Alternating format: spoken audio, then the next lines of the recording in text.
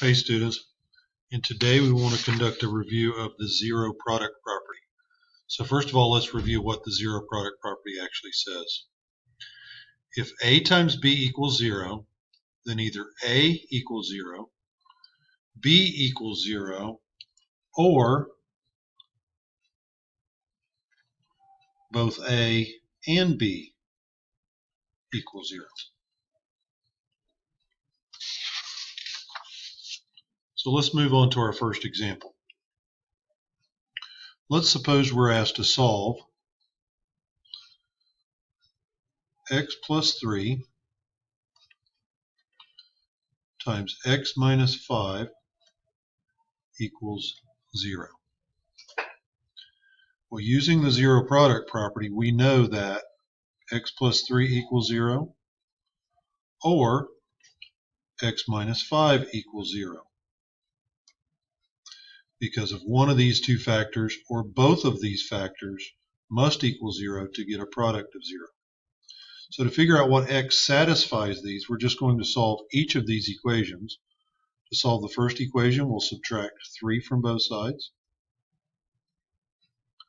We find that x equals negative 3 is one of the solutions to this equation.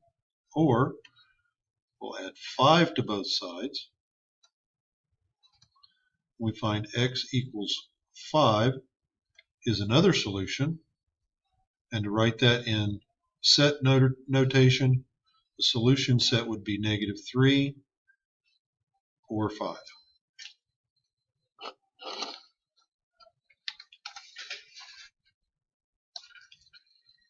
Okay, so moving on to our second example.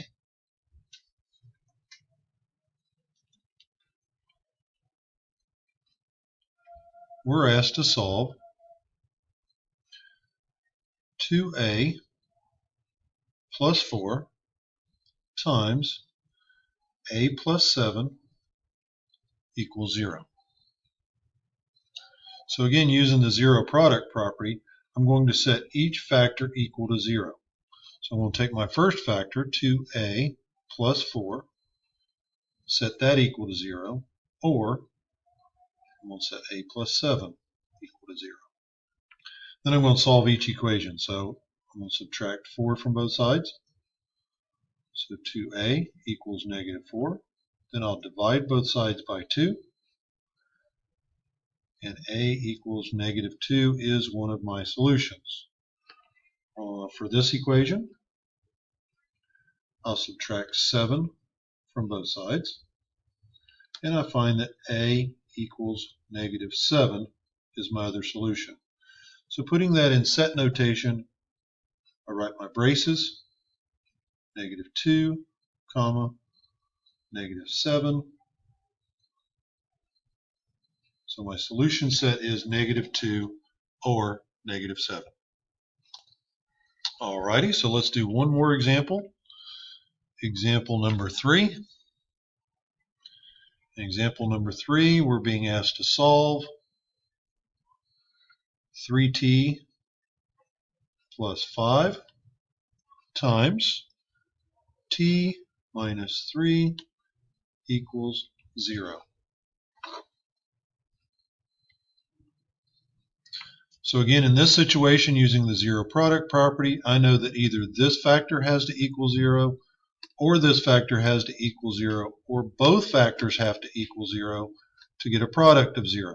So I'm going to set each factor equal to 0 and solve each equation that I get from that.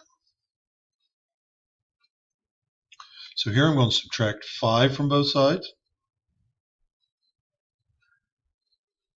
Then I'm going to divide by 3 on both sides. And I find my first solution is t equals negative 5 over 3. Alright, now moving on to the second equation. Sorry about that phone. I'm going to add 3 to both sides. T equals 3. Don't forget your or. It should be negative 5 over 3, not negative 5 over 5. So my solution set would be negative 5 over 3 or 3. Okay, guys, that concludes our review of the zero product property. I hope this helps you get through your assignment today. Have a good day.